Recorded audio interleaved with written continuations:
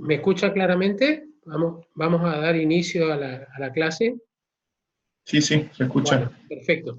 Bueno, la idea de la reunión de hoy es hablar un poco de indicadores hospitalarios. La gente de la Residencia de Arquitectura me pidió dar esta charla, me pareció muy interesante, y enfocarla un poco desde el tema de la gestión hospitalaria. Les pido que tienen todos silenciados los micrófonos, creo, o los que no lo tienen, por favor, lo silencien, y manejémonos con el tema de las manos para las preguntas. A ver, un segundo que quiero habilitar. Bueno, no voy a poder habilitar.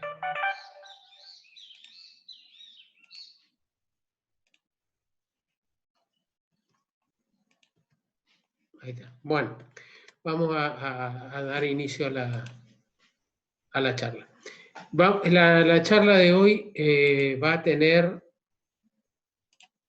tener 6 partes, básicamente, algunas muy cortas, otras un poquito más extensas, pero básicamente lo que vamos a hablar es de, primero, una introducción a lo que es la gestión hospitalaria muy breve, también no muy extenso lo que es la importancia de los datos en la gestión hospitalaria, la importancia de los indicadores, que es el corazón de la charla de hoy, y luego vamos a tomar algunos ejemplos de referencia que vamos a tratar de que les sirva a la gente de no médica,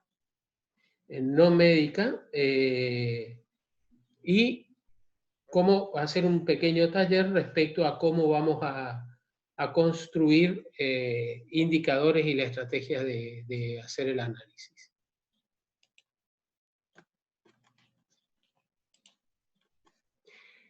¿Qué es la gestión hospitalaria? Bueno, a modo de síntesis, no existe una definición taxativa que se pueda utilizar de lo que representa la gestión hospitalaria, pero básicamente enfoca 3 aspectos de lo que corresponde a lo que clásicamente se conocía como administración sanitaria o la gestión de los recursos sanitarios. Primero es tender hacia la óptima utilización de los recursos. En segundo lugar, la esencia del hospital, que es brindar un servicio. Y sobre todo, hoy lo que se orienta es de dar el servicio que el paciente espera recibir. O sea, que esté acorde la oferta del hospital a lo que el paciente espera recibir. Y obviamente, saliendo un poco quizá extramuro de lo que representa el hospital, es mejorar la calidad de vida de la población, restableciendo el estado de salud de los pacientes que concurren a la institución. Así como existe lo que en calidad se conoce como el ciclo de Deming, donde se grafica todo el proceso de la calidad y de la mejora continua, en gestión hospitalaria también existe un ciclo que uno puede entrar básicamente por cualquier lado, pero a modo de ilustrar cómo es el razonamiento, vamos a entrar por lo que es la definición política y corresponde a lo que representa la misión, la visión de la institución y para qué está hecha, o sea, qué aspectos de la medicina va a cubrir. A partir de eso se genera una política de gestión o se implementan líneas de gestión que son marcadas por la dirección de la institución. Luego de definidas esas líneas de gestión, lo que corresponde es generar procesos de atención. Y en este punto, ya lo hemos hablado en charlas anteriores, pero quiero detenerme de que hoy ya no se habla más de servicios dentro del hospital. Los servicios en realidad no deberían existir más, pero como un resabio de lo que representa la medicina del siglo XX, todavía mantenemos la denominación de servicios, pero en realidad lo que hay es procesos de atención porque se centra el diseño del hospital sobre lo que es su cliente, que es el paciente. Por lo tanto, un paciente que se interna, poco le importa si se interna en unidad coronaria, en terapia intensiva, en sala general o en cirugía o en cualquier otro servicio, sino que lo que le interesa al paciente es que en el proceso de atención participen quienes participan, porque nunca es un solo servicio, él termine recuperando su estado de salud. Por eso es que desde la gestión se deben generar procesos. Y esos procesos terminan en resultados, que sería lo que figura aquí al pie, que es lo que se le quiere brindar al paciente. A partir de esos resultados vamos a sacar indicadores que van a otra vez a volver sobre la definición política de la institución, porque esos indicadores van a demostrar cómo la institución alcanza los objetivos para los cuales fue creada. Y este circuito se retroalimenta de manera permanente haciendo lo que se denomina un ciclo de gestión hospitalaria. Obviamente que la gestión hospitalaria como ciencia es una incorporación relativamente reciente a la actividad sanitaria y la capacitación en gestión sanitaria en el grado, es decir, en la formación del personal sanitario no existe o es mínima su representación o su peso, y eso hace que cuando nos desempeñamos como médicos asistenciales muchas veces nos encontremos con situaciones irrisorias, absurdas, o que a veces no entendemos cómo se debe gestionar verdaderamente un servicio, un hospital o una institución o el proceso de atención. Como la charla está dirigida a indicadores, o sea, toda la parte izquierda del ciclo que hemos visto no la vamos a tocar hoy, sino simplemente vamos a ir a indicadores como parámetros de la mejora, tenemos que entender que los indicadores son parámetros, o sea, son números de referencia que hacen, que van a reflejar la gestión, tanto administrativa como clínica de la institución. O sea, no solamente van a reflejar cómo funciona administrativamente la institución, en el sentido de, por ejemplo, cuántas historias clínicas se hacen, cuántos pacientes son atendidos, sino también van a hacer referencia a la gestión clínica, cuántas cirugías se hacen, qué resultados tienen esas cirugías, o cuál es la tasa de infecciones hospitalarias.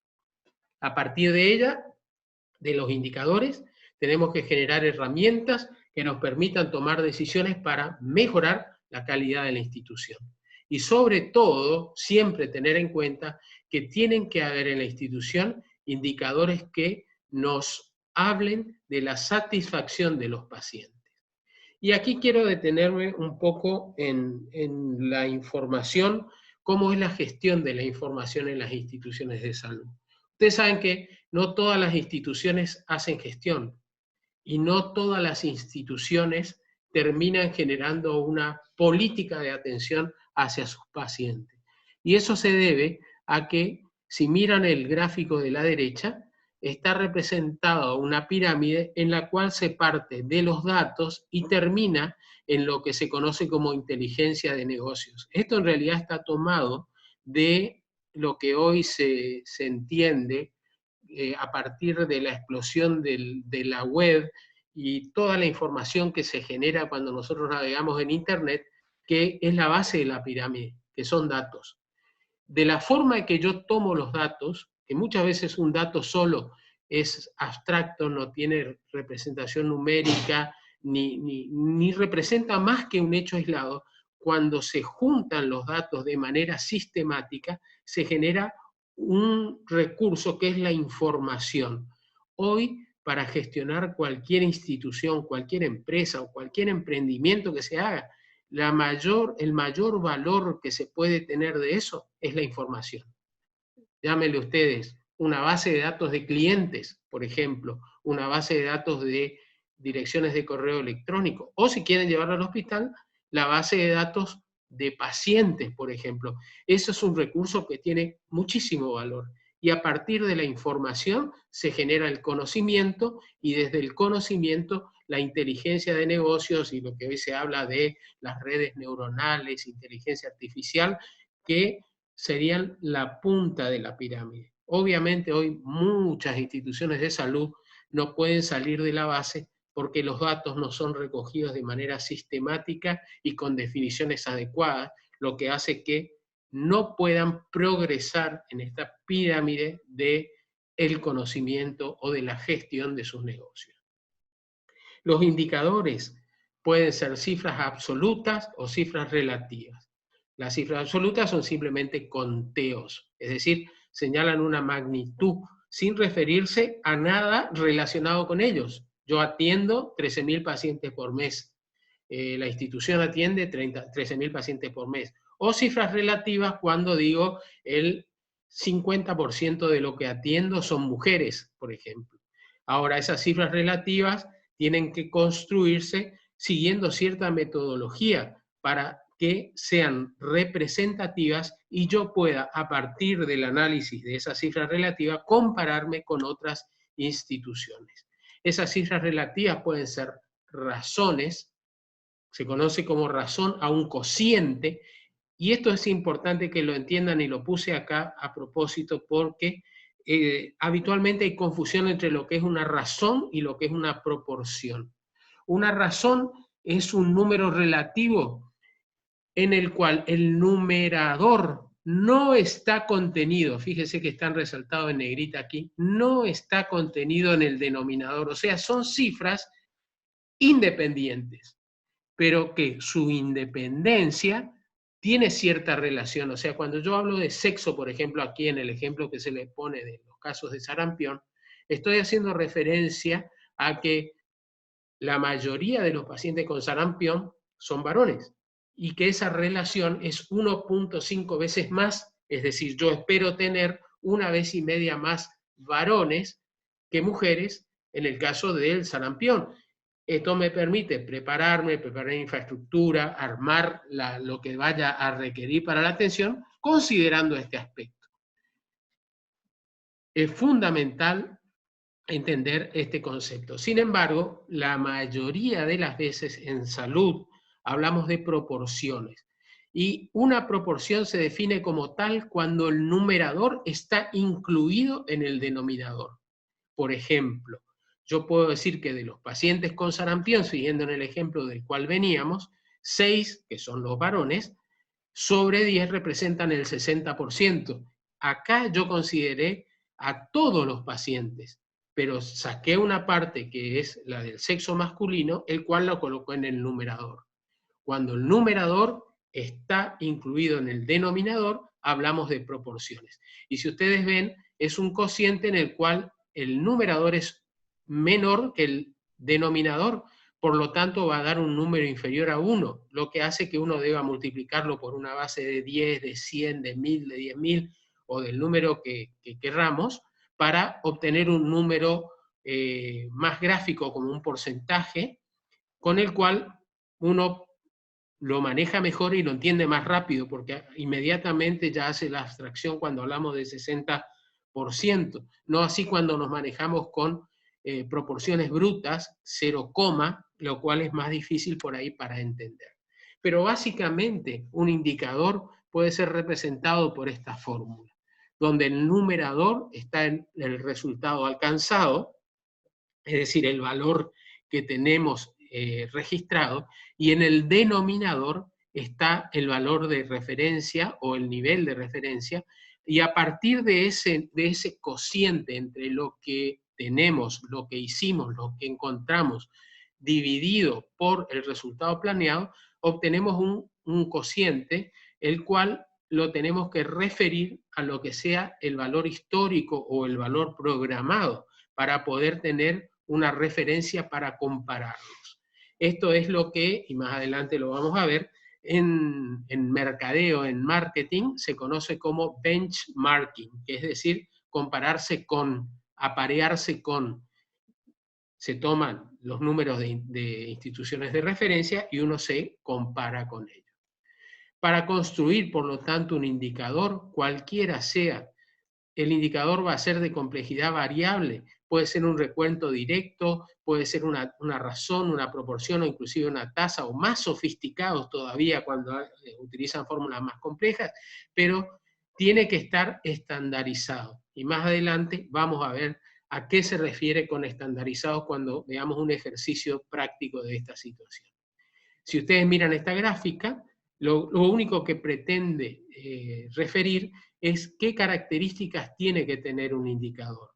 Estas 7 características son fundamentales. Debe ser claro, práctico, se refiere a fácil de obtener, excluyente, que no genere confusión con otros datos, que sea oportuno. Oportuno se refiere a que yo lo obtenga en el momento que lo necesito, es decir, que esté disponible, que sea verificable en cuanto a su fuente, y más adelante vamos a hablar sobre eso, que sea sensible, o sea, que modificaciones del entorno generen modificaciones del indicador, y que esté explícito, es decir, su fórmula se entienda.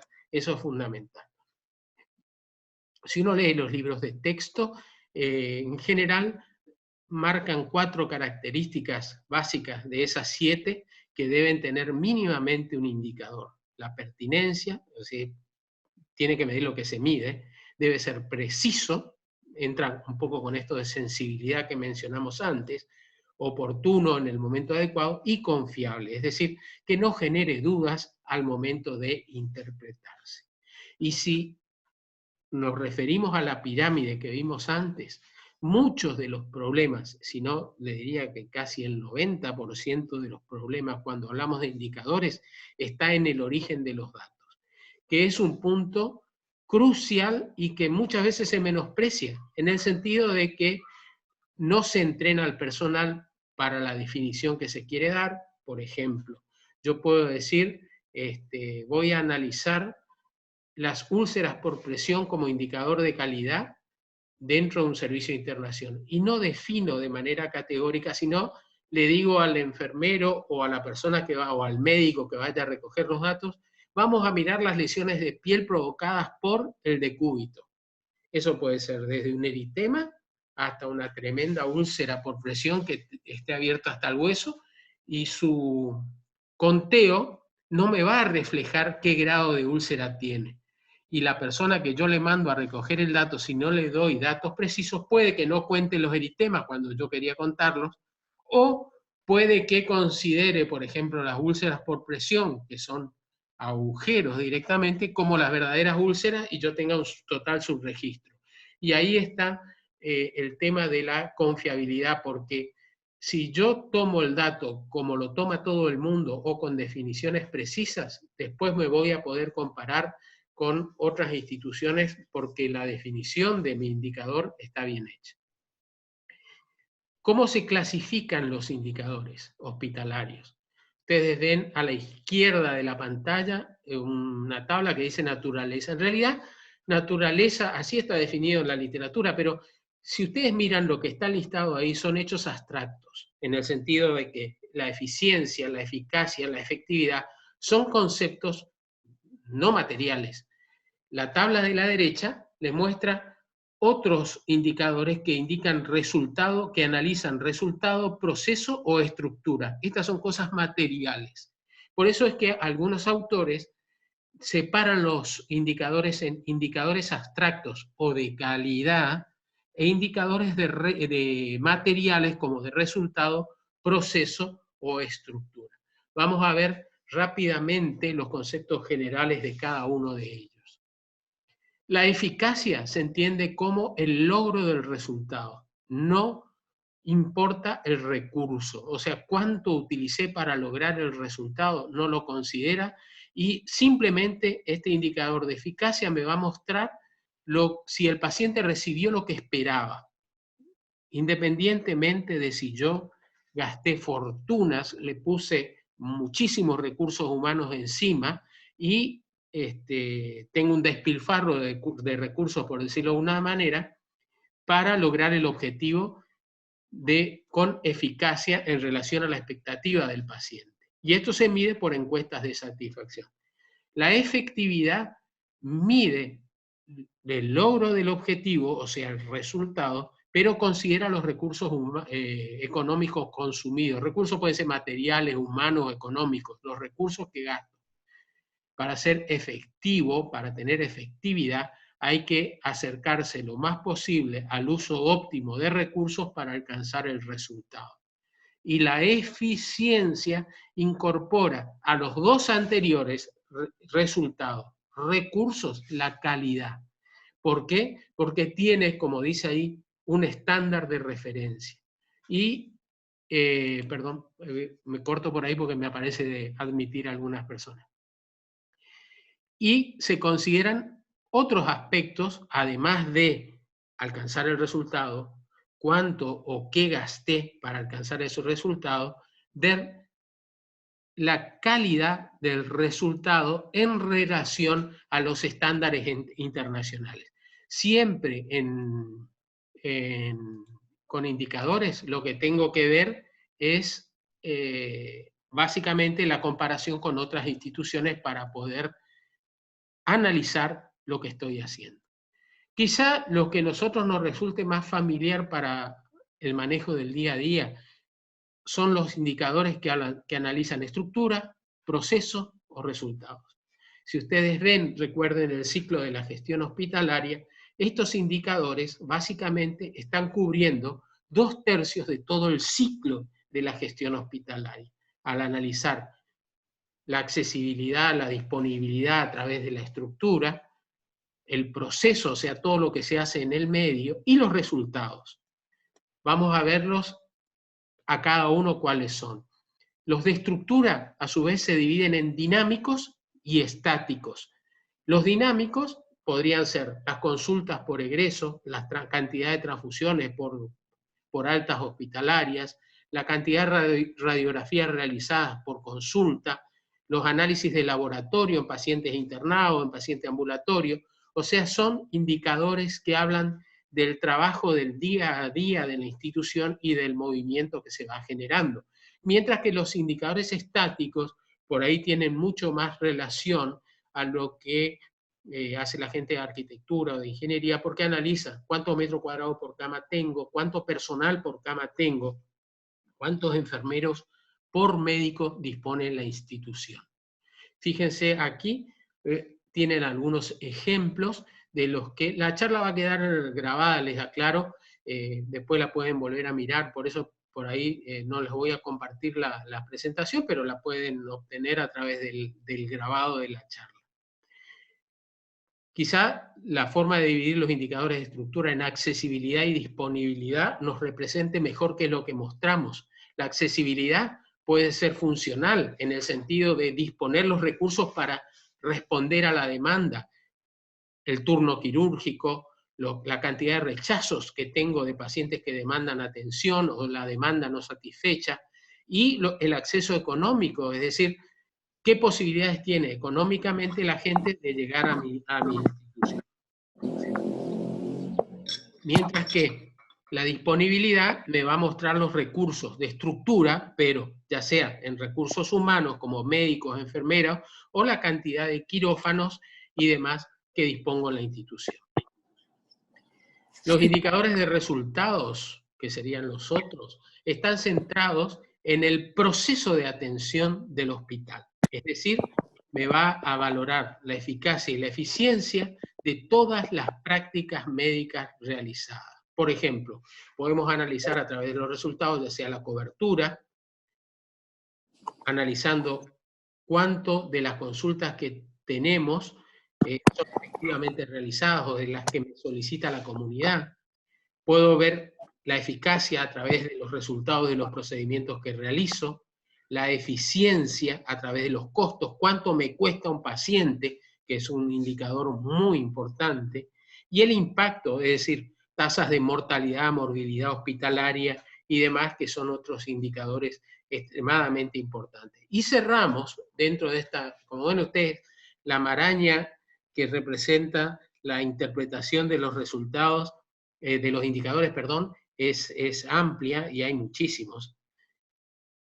Cuando vamos a analizar lo último, que serían los procesos, el indicador tiene que ser una representación cuantitativa, es decir, una expresión cuantitativa del desempeño institucional a través del producto final que se obtiene después de atender los pacientes. Y ahí entra lo que yo les decía hoy, que está resaltado en negrita, que es el benchmarking o la comparación con los parámetros internacionales o nacionales con hospitales de referencia para ver si la institución alcanza las metas o objetivos con los resultados que tiene.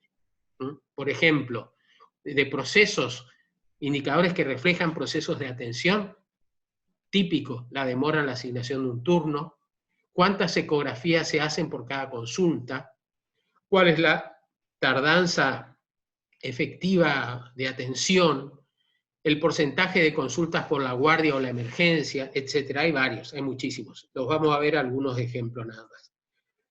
Entonces, esto los divide a esto que estuvimos comentando y vamos a pasar a analizar algunos de los indicadores de procesos y recursos que son los más utilizados en la atención de los pacientes. Y vamos a ir tomando un servicio. A mí se me ocurrió tomar unidad coronaria simplemente por una cuestión de que el cálculo matemático iba a ser muy fácil, porque puse que tenía 10 camas, y analizar algunos indicadores. Uno es el promedio diario de camas disponibles, que es la cantidad de camas que están disponibles para la atención en el día a día, y si ustedes ven la fórmula, es el total de días cama. Este concepto es fundamental. Nosotros no hablamos de la cama, sino relacionada al tiempo que está disponible. Es decir, se toma como unidad temporal el día. Yo tengo una cama para la atención, es una cama que está disponible ese día y se cuenta de esa manera, haciendo un número combinado del recurso cama con la cantidad de días que está disponible. En este caso, unidad coronaria tiene un total de 10 camas asignadas que están disponibles los 30 días del mes, por lo tanto, 10 camas va a ser 300. 10 camas por 30 días, 300. Y acá se divide por el total de camas del periodo, 30, te da 10 camas disponibles por día. Nunca es tan redondo porque a veces la cama se rompe, se saca, entonces el día cama puede variar y esto me puede afectar el resultado de mi indicador. El promedio de censo diario es el total de pacientes que están, pacientes día, disponibles en un periodo dado sobre la cantidad de días de periodo. Es decir, por ejemplo, tengo 13.000 pacientes día en un periodo determinado, que es de un año en este caso, 365 días, me da 36 pacientes por día que dispongo. ¿Para qué sirve este indicador? Y si yo tengo que calcular la comida que le tengo que dar, los insumos que necesito para trabajar, la cantidad de recursos humanos que voy a disponer, es fundamental este indicador para saber cómo voy a distribuir estos recursos y si los recursos son suficientes. El porcentaje de camas ocupadas se refiere al total de pacientes día del periodo que estoy analizando sobre el total de días cama disponibles. Es decir, por ejemplo, unidad coronaria tuvo 265 pacientes día y disponía un total de 300 camas día para la atención, me da un 88% de ocupación del sector. Más adelante vamos a ver los indicadores de referencia que se los voy a dejar para que puedan ustedes relacionar este valor que les va a servir para estimar si el servicio está trabajando de más o de menos, o cuánto tiene que crecer el servicio para alcanzar el porcentaje de ocupación que se recomienda en la literatura en función de la experiencia mundial. Giro cama es otro indicador muy importante que tenemos que considerar porque abarca periodos de tiempo largos e indica el número de egresos que tiene una cama del hospital en el periodo de tiempo que consideremos. Por ejemplo, girocama es igual al total de egresos en el periodo sobre el promedio de camas disponibles. Volvamos sobre unidad coronaria, y en este caso arriba le puse 516 egresos en un año calendario, con 10 camas disponibles, me da 52 pacientes anuales. Quiere decir que por la cama de unidad coronaria pasaron 52 pacientes en el periodo del año. Si lo quiero hacer más corto para que sea más fácilmente entendible, puedo tomar los datos de un mes. 43 egresos mensuales, dividido 10 camas disponibles, me da 4 pacientes pasan por unidad coronaria por mes por cada cama. Este indicador también es importante porque el girocama está parametrizado de acuerdo al tipo de patología. Es decir, una cosa es el girocama en una situación aguda, en una situación programada o en una situación de patología crónica. O sea, un hospital geriátrico va a tener un girocama muy bajo, porque los abuelitos que se internan van a estar mucho tiempo internados allí. Sin embargo, un hospital de agudos que atiende cirugía de urgencia u otros procedimientos que requieren rápida intervención, puede tener un girocama más corto, con mucho más movimiento del paciente, por las propias características de la enfermedad. Nunca hay que considerar el girocama, le diría como recomendación, en periodos menores de un mes. No tiene sentido. Da un indicador que se distorsiona y se mueve mucho, por lo tanto no es estable. El intervalo de sustitución, otro indicador importantísimo, que indica la cantidad de tiempo que la cama está vacía en el periodo de tiempo considerado. Fíjense, yo tengo en unidad coronaria 300 días cama, ¿se acuerdan en el número anterior que habíamos visto en el ejemplo? Y tenía el número de 265 pacientes día para el periodo considerado. Dividido los 45 egresos que tuve, me da que en el periodo de tiempo que estoy analizando, que sería un mes en este caso, la cama en 30 días solo estuvo libre un día. Esto me está señalando que estamos trabajando a cama caliente. Realmente este servicio debería crecer en función de los indicadores que estamos analizando. Y el promedio de estancia hospitalaria, que es la cantidad de días pacientes que tengo para el periodo de tiempo, perdón, los egresos del mismo periodo de tiempo. Es decir, vuelvo al número del ejemplo, 265 pacientes por día mensuales, con 43 egresos me indica que los pacientes están 6 días en promedio internados. El cálculo de estancia hospitalaria, o sea, el tiempo de internación, esta es la fórmula, hay muchas fórmulas para calcular lo que te sacan del día que entró, el día que salió, dónde se movió. No son indicadores estables y la OMS recomienda esta fórmula matemática porque es más fácil de obtener y es mucho más estable porque tiende a agrupar a los pacientes siguiendo una curva normal, lo que hace que este dato sea desde el punto de vista matemático mucho más manejable que otras fórmulas de calcular el promedio de internación de los pacientes. Seguimos aquí. Tasa de mortalidad, bueno, la cantidad de egresos por defunción sobre los egresos, en este caso sigo con unidad coronaria, la mortalidad es del 6.9%, 3 fallecidos con 43 egresos, y otros indicadores como los de productividad, por ejemplo, este no se usa, pero debería usarse, que es la productividad de la hora médica, donde ven ustedes el número de atenciones sobre el número de horas programadas del médico, que en general el estándar internacional es entre 3 a 4 pacientes por hora debiera haber un médico. Las consultas internacionalmente se considera que duran entre 15 y 20 minutos, no más de eso. Y finalmente la cantidad de análisis de laboratorios por consulta. Este parámetro, este indicador, habla ya de eficiencia, porque está considerando un recurso que se utiliza para satisfacer la demanda de atención. Y fíjense ustedes, están catalogados por los diferentes tipos de hospitales, ya sea atención primaria, que es el hospital 1, o alta complejidad 3, o el que dice abajo instituto no se refiere a nuestra institución, sino a institutos especializados. No debería ser más de un laboratorio por promedio por paciente atendido. En nuestra institución, nosotros estamos con un promedio de casi 4 pedidos de laboratorio por paciente atendido. Realmente pedimos muchísimo.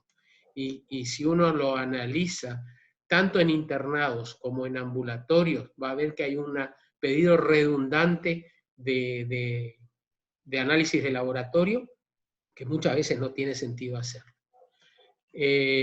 La razón de emergencias con consulta, esta la puse simplemente porque la atención en emergencia es un indicador muy bueno de cómo anda el consultorio.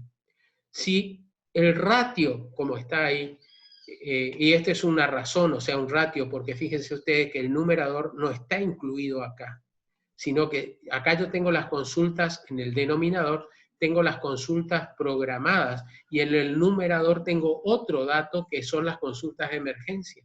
Si el cociente está en 1 a 10 o 1 a 5, estamos bien. Es decir, se consigue fácilmente la atención ambulatoria. Cuando vos no satisfacés la demanda en consulta ambulatoria, las consultas de emergencia inmediatamente crecen porque la gente busca la solución por algún lado. Por lo tanto, crece la demanda de emergencia. Nosotros tenemos 1.200 consultas en emergencia por mes. Tomo el global, todas las consultas de emergencia, 1.200 consultas por mes. Y estamos en 7.000 consultas programadas de consultorio externo por mes. Le dejo a ustedes el cálculo y que estimen a ver si estamos bien o estamos mal. Está mal el título, es tasa de infecciones hospitalarias, y en esto no me voy a meter mucho por una cuestión de respeto, porque no es mi área, pero lo puse porque es un indicador importante de calidad, donde está marcado en realidad la tasa de infecciones hospitalarias, que tiene que estar entre 0,7 o 7 por 1000, si quiere decirlo de alguna manera, por ciento, que es el total de pacientes con infecciones intrahospitalarias definidas por el estándar internacional con respecto a la cantidad de altas que se producen en el hospital. Ahora, todos estos indicadores no tienen que servirnos, por ejemplo, si tenemos que encarar ya sea el diseño de un hospital, el planificar el crecimiento de un hospital, o simplemente ver si estamos haciendo bien las cosas, es plantearnos, decir, ¿cuántos médicos debe tener un hospital para andar bien? ¿Cuántos de ellos deben ser especialistas? ¿Cuántas camas debo tener? ¿Cuántas camas por servicio? ¿Cuántos enfermeros, bioquímicos o auxiliares? Todo esto ya está definido y estandarizado, y cuando uno va a planificar un centro de salud o va a analizar su centro de salud en relación a los estándares internacionales, lo tienen acá presentado de datos de la OMS. Se calcula que se requiere un médico cada 1000, 2 enfermeros profesionales por cada 1000, auxiliares de enfermería 4. Si ustedes ven la relación, acá pueden sacar fácilmente la relación cantidad de enfermeros que tiene que haber en relación a los médicos de la institución. Y hay 6 enfermeros, pongámoslo todo junto, porque el recurso de enfermería conviene analizarlo desde el punto de vista estratégico de esa manera, 6 por cada uno. No existe en la Argentina una institución que tenga esta relación. Las mejores relaciones de enfermería médico en instituciones muy equilibradas está en 3:1, 3 enfermeros por cada médico. En general, si ustedes toman cualquier hospital de la ciudad de Corrientes, la relación es casi 1:1.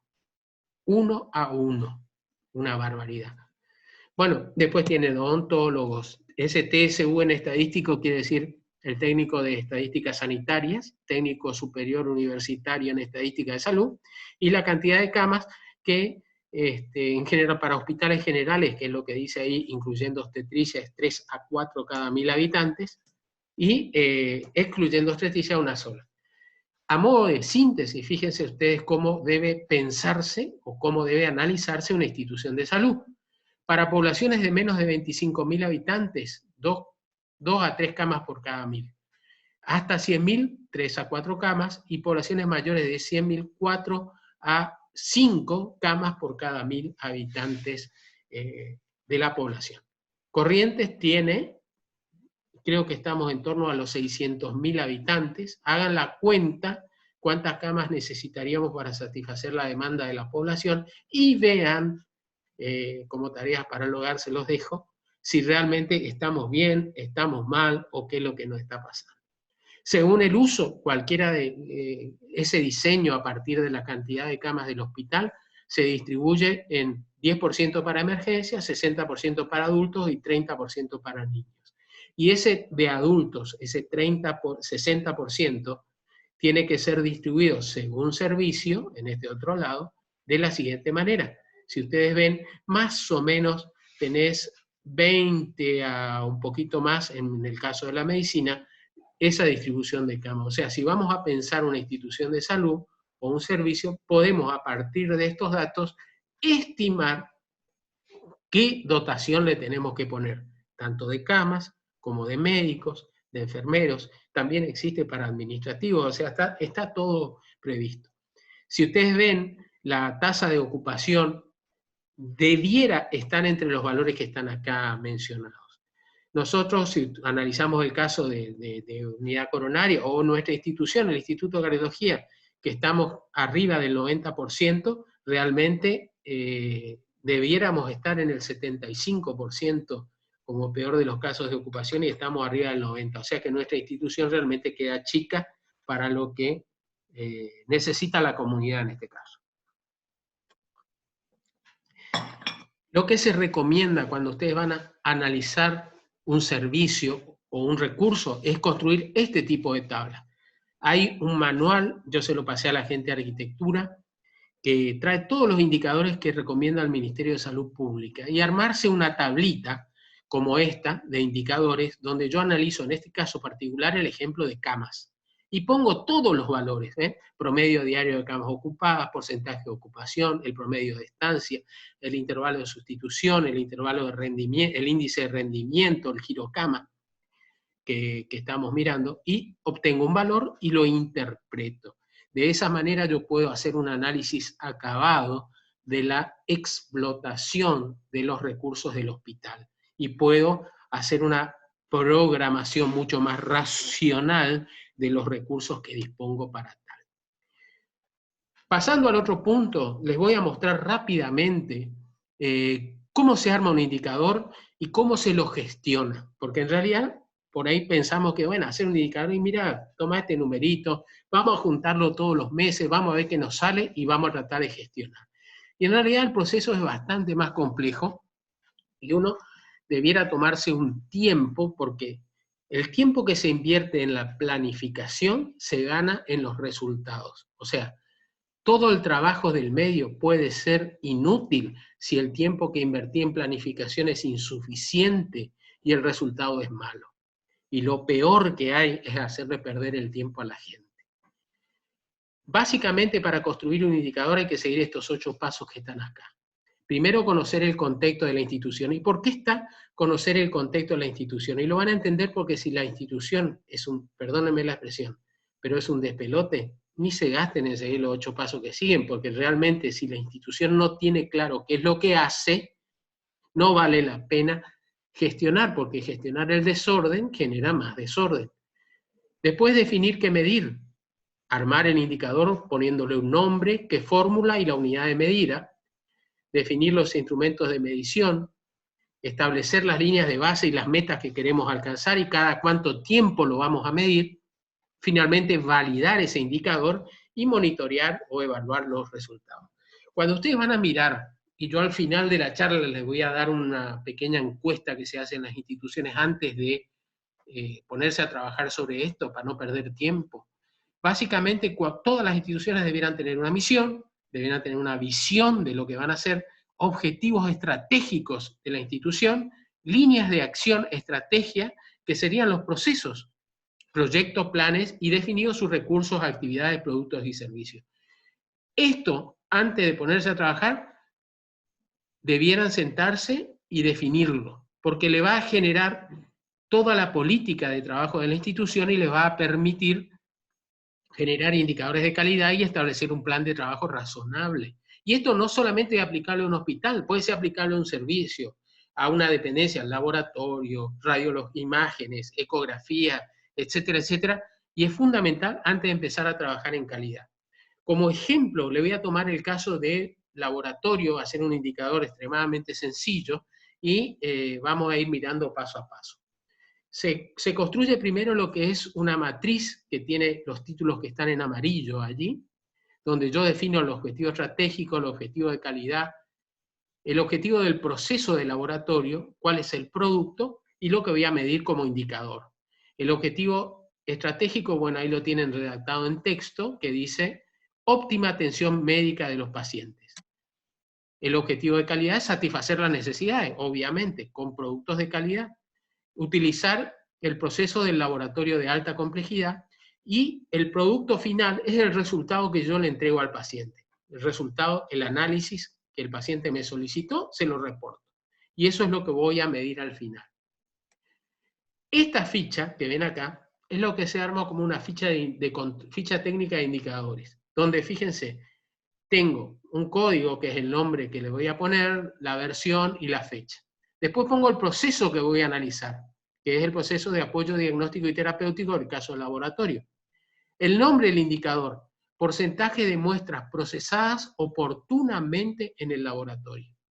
Porcentaje de muestras procesadas oportunamente en el laboratorio.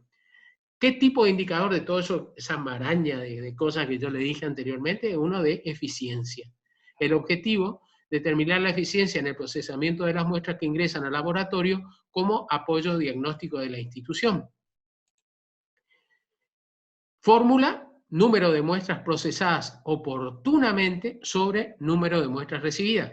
Un indicador extremadamente fácil de hacer, de obtener y de seguir. O sea, cuántas muestras entran al laboratorio y cuántas la pude sacar un resultado adecuado. La unidad de medida es un porcentaje, no le ponemos todavía ficha de seguimiento y análisis porque ni empezamos. Y abajo, al pie de la tabla, pongo de dónde voy a sacar los datos. Y voy a definir estas celdas que están vacías, que son fundamentales, que es la fuente de información. En este caso, fíjense, la fuente de información para las muestras procesadas oportunamente va a ser el libro de estadística de laboratorio de recolección, cuyo responsable es el personal técnico del área de calidad. Se le puso aquí, pero podría ser el técnico que trabaja, que registra cada una de las muestras que obtiene. Fíjense que yo pongo cuál es la fuente y quién es el responsable, porque necesito definirlo, porque si no lo defino adecuadamente, la va a obtener cualquiera de cualquier forma, y es lo peor que nos puede pasar. Finalmente, la otra fuente va a ser el número de muestras recibidas ya dentro del laboratorio, en el cual voy a traer al libro de estadística, y el personal de laboratorio que recibe la muestra registra el dato. Y abajo una pequeña tablita de ejemplo donde voy a poner los datos que voy a recoger desde esa fuente. Después, dentro de toda esa lista de 8 puntos, había dicho que tenía que definir cuál era la línea de base, cuál es la meta que quiero alcanzar, y los rangos de interpretación con este pequeño semáforo para ver si estoy en verde, amarillo, o definitivamente en rojo y tengo que plantarme a analizar. ¿Ven? Y defino. Esto puede ser de manera arbitraria. Y esto nos suele pasar muchas veces a nosotros cuando trabajamos con indicadores con la gente de los servicios, en el sentido de que vienen y hacen el primer indicador y calculan todo y tenemos este número. Y dice, ¿y eso está bien o está mal? La verdad que no sé. Tendríamos que ir a mirar referencias de afuera, pero muchas veces la referencia de afuera no es 100% aplicable a la institución que yo estoy analizando. Por lo tanto, lo mejor es decirle, mirá, vamos a ver qué pasa en los meses sucesivos. Por ahí está nuestra línea de base y a partir de acá implementamos el plan de mejora y vamos viendo cómo vamos ganando camino. Vamos completando nuestra ficha. Fíjense ustedes, ya puse en gris las fuentes de información y los responsables. Y abajo definí lo que mostré recién, que es la línea de base, la meta 1, meta 2, meta 3, meta 4, de acuerdo a los tiempos que quiera. Y yo quiero alcanzar como meta final el 93%. Abajo tengo los rangos de interpretación. Una vez que hice, toda esta fichita, la tengo que validar. Y para validar es simplemente responder a este cuestionario que está acá. Por sí o por no, en la tablita que está acá. Básicamente le va a preguntar lo mismo que estuvimos hablando en todas las gráficas anteriores, así que no me voy a detener mucho para no cansarlos. Y el análisis del indicador termina prolijito, muy hermoso, como está acá, donde vemos los resultados colocados en un gráfico, y en el periodo del primer trimestre voy a tener para el primer trimestre el indicador que a nivel aceptable, ya que no se contaba con la totalidad de los recursos humanos, se levanta un programa de mejora preventivo. Y la fecha en que se hizo. Y así voy agregando periodo tras periodo. Si nosotros trabajamos los indicadores de esta manera, vamos a suponer que salimos a la vereda y nos choca un auto, por desgracia no podemos trabajar más, la persona que venga después tiene una línea de trabajo definida y tiene algo sobre lo que se puede basar para decir, bueno, mira, acá hicieron los indicadores, qué bueno, seguimos esto. O lo cambiamos, o lo que fuera, porque está bien parametrizado y fácilmente de entender. Y para terminar, no sé realmente cuánto tiempo hablé, me parece que hay mucho, antes de hacer cualquier análisis de cualquier institución sanitaria, lo que se recomienda es hacer esta encuestita. Cada punto de esta encuestita vale 1, salvo la segunda que tiene fracciones, y se suma. Por ejemplo, tiene definida la misión y la visión, le dan 1. Hay planeamiento. ¿Y quién lo hace? ¿Un director? ¿Un administrativo del servicio? ¿Un personal operativo? Nadie. Y le dan el puntaje que corresponde. Se revisan las metas y objetivos periódicamente, 1 punto si se los hace. Escucha a los pacientes de manera formal. Esto es importantísimo. E inclusive yo le daría un puntaje mayor del resto de las cosas. Hay manejo de los residuos, y este manejo de los residuos parece una cosa absolutamente descolocada del escenario que estamos trabajando. Sin embargo, se ha visto que el indicador de manejo de residuos es un gran indicador de la gestión institucional. Porque si la institución se preocupa por los residuos, quiere decir que es muy probable que se esté preocupando por el resto del proceso de atención y todo lo que se genera. Hay una mecánica de compra de insumos, y no preguntamos si la institución factura lo que hace, sino si compra con una mecánica, porque también para comprar con una mecánica tiene que haber una estrategia de generar recursos. Entonces, por eso es que se pone este indicador acá. Hay auditoría interna, 1 punto. Si la institución, seguimos en la última, si tiene 6 puntos o menos, carece de todo tipo de gestión.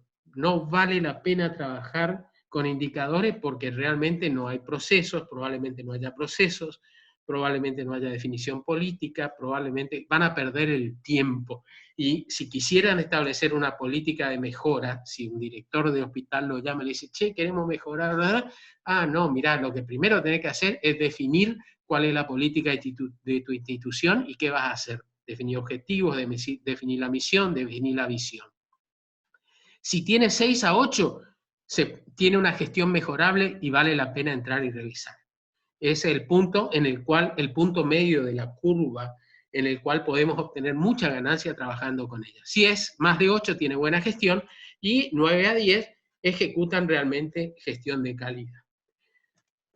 A modo de síntesis, yo traté de pasarle, es muchísima realmente la información que hay sobre estas cosas, y para la mayoría de los médicos, enfermeros y personal sanitario esto es un terreno absolutamente nuevo y un verdadero desafío. Pero creo que en nuestro país y nuestra región y demás ha invertido muchos recursos en salud, y es el momento, o estamos en un punto, en el cual tenemos que entrar a revisar lo que estamos haciendo para poder gestionar esos recursos de la manera más eficiente posible. Hoy las políticas sanitarias están muy orientadas hacia lo que se llaman los determinantes sociales de salud, hacia lo que es los indicadores de calidad de vida de la población general, y realmente que a una población que no tiene acceso a la consulta de primer nivel, o sea, atención primaria, no tiene sentido que yo le ponga un PET, por decirle, tomografía de emisión de positrones como un aparato de última tecnología que es lo mejor que hay para oncología, si la gente no está pudiendo acceder al nivel primario de atención. Por eso, para trabajar en gestión hay que tomar el ciclo de gestión, analizarlo y definir las políticas que queremos implementar. No sé si hay alguien que quiera hacer alguna pregunta en el chat, pero que tengo que salir de compartir, me parece acá, que tengo que ver cómo lo hago. A ver, acá. No me da bola el Zoom. Voy a cerrar desde acá. Voy a cerrar esto. Ahí estoy.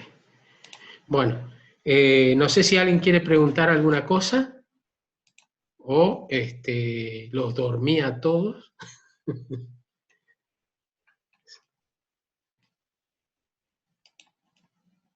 Acá está, ahora veo el chat.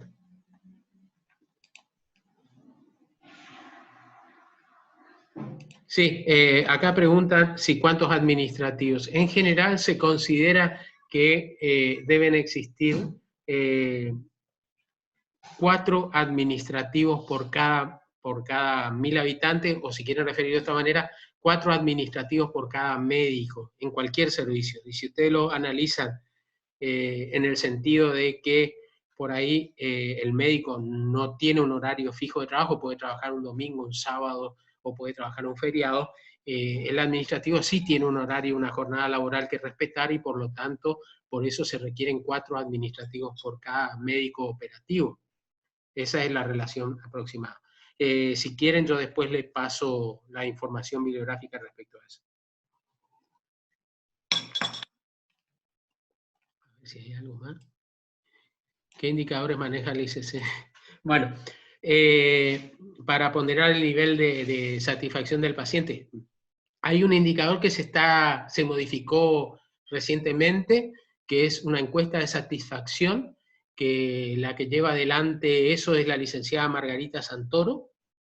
Si quieren, ella les puede mostrar la encuesta, y eso es lo que estamos manejando como satisfacción.